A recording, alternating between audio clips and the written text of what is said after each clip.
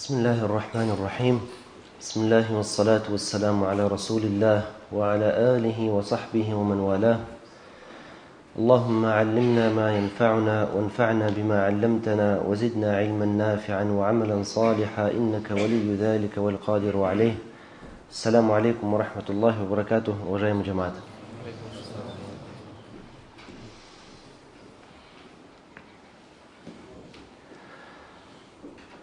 Аллах Субхану ва Тааля в Коране говорит: «Вама халактуль джинна валь инса илля лиябудун». Не создал я людей, или создал я людей только как для поклонения мне. Создал я людей и джиннов для поклонения мне. Указывая тем самым на смысл и цель человеческого бытия на этой земле. Но эта цель является целью общей для всего нашего тела. Мы знаем то, что мы состоим из тела и из души, из материальной и из духовной части. И это никто не отрицает, даже неверующие. Но мы, мусульмане, знаем, что целью нашего всего «я», как моей души, так и моего тела, является служение Аллаху Субханаху ва Тааля через поклонение.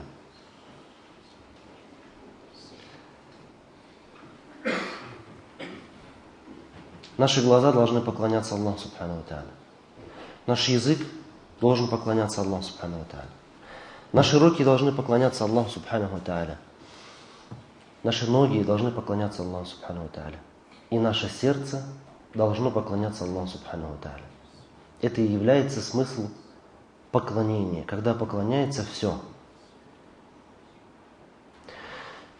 Но когда мы говорим про поклонение сердца, появляется еще один смысл, о котором мы часто забываем.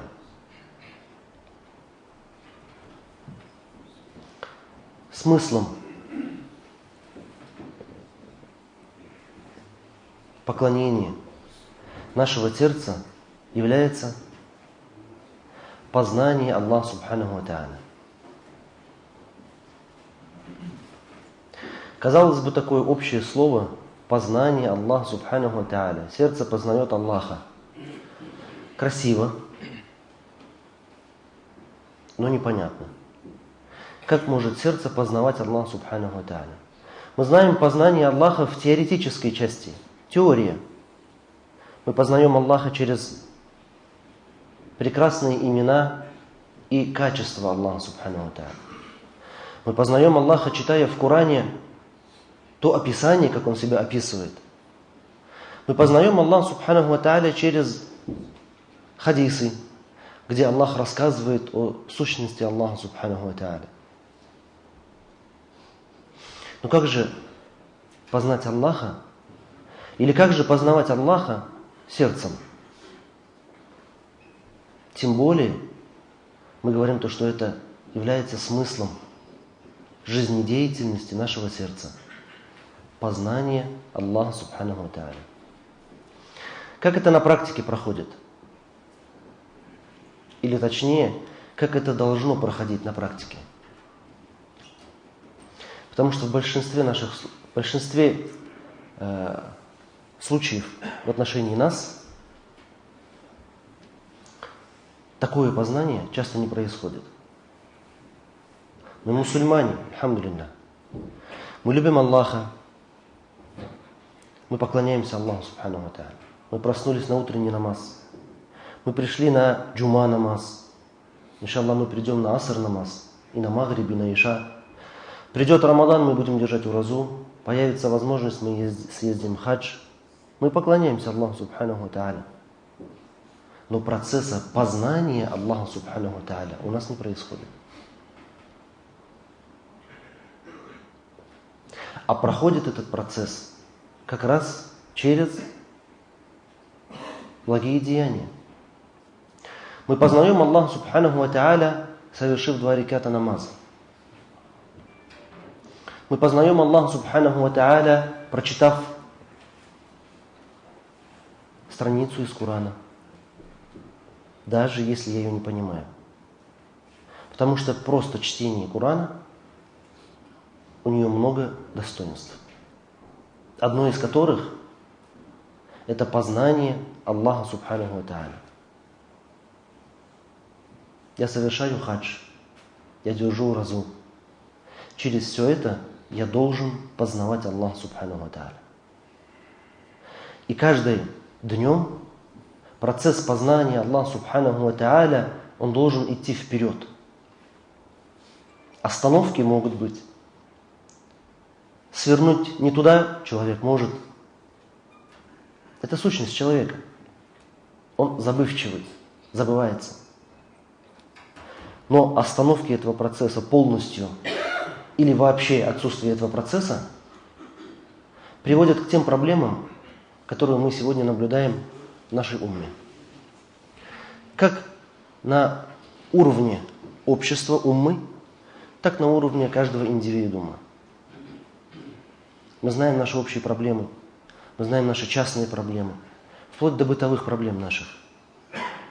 Когда эти проблемы становятся для нас основной заботой моей жизни, это говорит о том, что процесс познания Аллаха Субханаху ва Тааля в очень плачевном состоянии. Или, быть может, он отсутствует. Потому что мусульманин, который познает Аллаха Субханаху ва Тааля своим сердцем, каждый день решает свои проблемы, вплоть до бытовых, совсем другим способом. Мусульманин – это не просто соблюдение обрядов. Мусульманин – это другой образ жизни. Мусульманин – это другой образ мышления. Мусульманин – это другой образ, это другие ценности. И это другое отношение ко всему тому, что нас заботит в нашей жизни. Вот не должно быть так. Когда сидит мусульманин или мусульманка и не мусульманин и обсуждают общую проблему.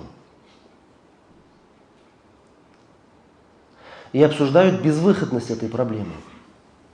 Знаете почему? Потому что мусульманин по-другому решает свои проблемы. А не мусульмане решают, как они решают. Мусульманин, познавая Аллаха Субханаху ва Тааля в своей жизни, полностью меняется и переформатируется. А знаете, как это происходит? Это происходит через совершение благих деяний. Когда я совершаю благое дело и сторонюсь запретного, это не просто я проявляю покорность Аллаху Субханаху ва Тааля. Происходят большие процессы внутри человека. Эти процессы очень сильно влияют на судьбу человека, на его будущее. Почему? Потому что от того, как человек сейчас смотрит на будущее, от того, что он сейчас мыслит, как он сейчас мыслит, что он сейчас чувствует, от этого зависит его будущее. А как мы сказали, наше мышление, наш внутренний мир, наши чувства, они полностью зависят от того, чем мы сегодня занимаемся.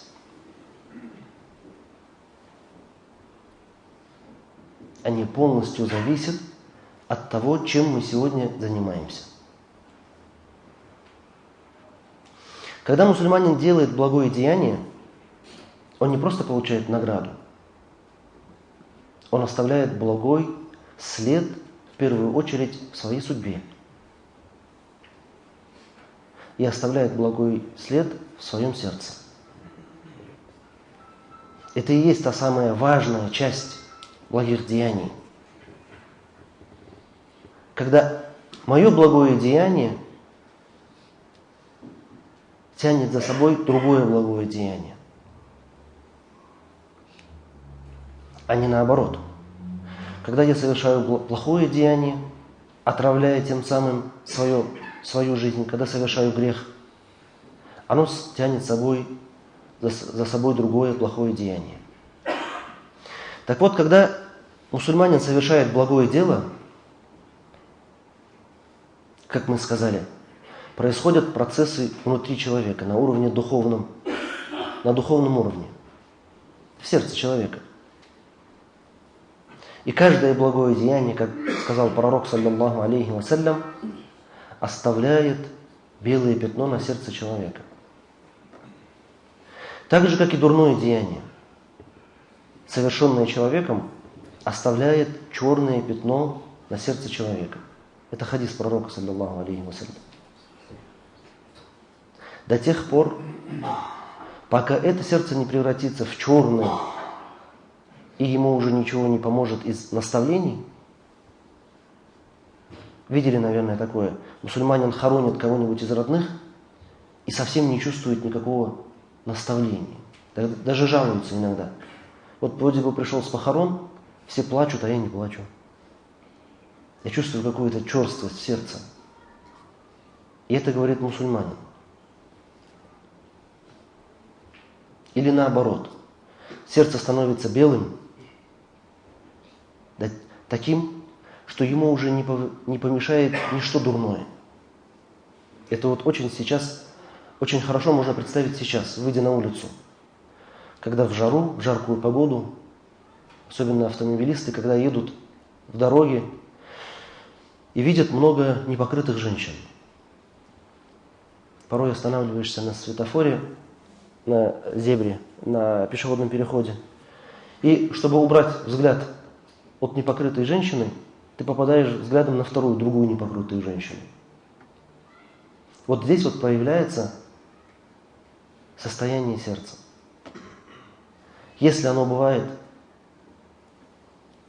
белым, как описывает пророк, саллаллаху алейхи вассалям, покрытым этой защитой, то ему это не повредит, не будет последствий. Потому что те чувства, которые проходят у нас внутри, началом этих чувств, в первую очередь, началом бывает мысль. А мысль приходит, мысли меняются в зависимости от того, что мы видим. Так вот, чтобы вот эту связь разорвать, потому что видим-то мы много чего, чтобы вот эта связь не была негативной, у мусульманина должно быть на должном уровне или в должном состоянии его сердца. Потому что если человек посмотрит на запретное, он не просто заработает грех. Это очень пагубно отразится на судьбе, на будущем человека. Как на ближайшем будущем в этой жизни, так и в следующей жизни. Но если человек убирает взгляд от дурного или совершает что-то благое, то наоборот. Человек выстраивает защиту для своего сердца. Но вначале мы говорили про познание Аллаха субханаху тааля. То, что человек познает через благие деяния Аллаха субханаху тааля. Как это происходит? Как этот процесс запустить в своей жизни? Когда человек совершает благие деяния и сторонится дурного, и это называется богобоязненность, то есть богобоязненность становится его образом жизни. Не просто рубашкой, которую человек одевает, когда ему бывает нужно. Бывает так, Аллах говорит, кто проявит богобоязненность, тому Аллах облегчит. Порой мы забываемся, и у нас появляются в жизни проблемы. Через эти проблемы Аллах хочет, чтобы мы еще раз одели эту рубашку богобоязненности. Для чего? Для того, чтобы Аллах нам облегчил наши деяния. Чтобы Аллах нам облегчил наши проблемы. Это закономерность, которую Аллах Субхану ва Тааля в Коране говорит. Хотите облегчений, хотите помощи, проявляйте богобоязненность. Но эта богобоязненность должна остаться на нас. Перейти из рубашки в постоянную одежду, в образ жизни. Когда это происходит так, и это сердце человека становится таким, что ему не приносит ничего вред, тогда запускается процесс познания Аллаха Субхану ва Тааля. То есть по-другому. Когда у меня не происходит никакого процесса внутри познания Аллаха Субхану ва Тааля, я должен спросить, в чем проблема? А проблема она есть. Потому что мусульманин в своей сущности, он в корне отличается от немусульманина. Всем. Когда я чувствую, что мои мысли совпадают с мыслями той же соседки, которая не верует и всю жизнь жалуется на все свои проблемы, я должен понимать, что у меня проблемы внутри. Когда я понимаю, что у меня ситуация такая же безвыходная, как и у других, я должен понимать, что у меня проблемы внутри.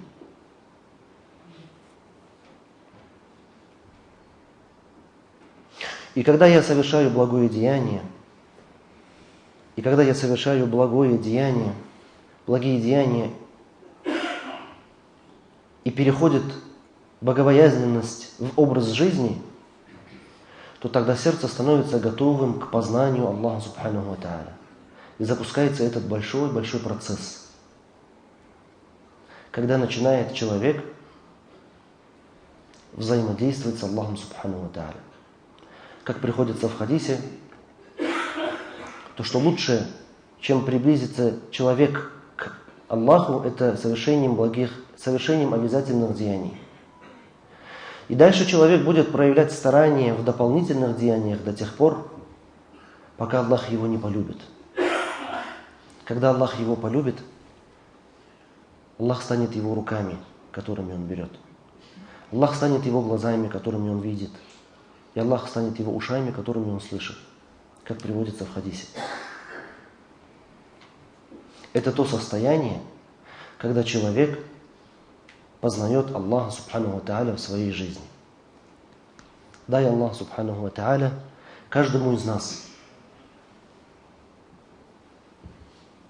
запустить этот процесс и без остановки идти по этому пути. أقول قولي هذا واستغفر الله لي ولكم.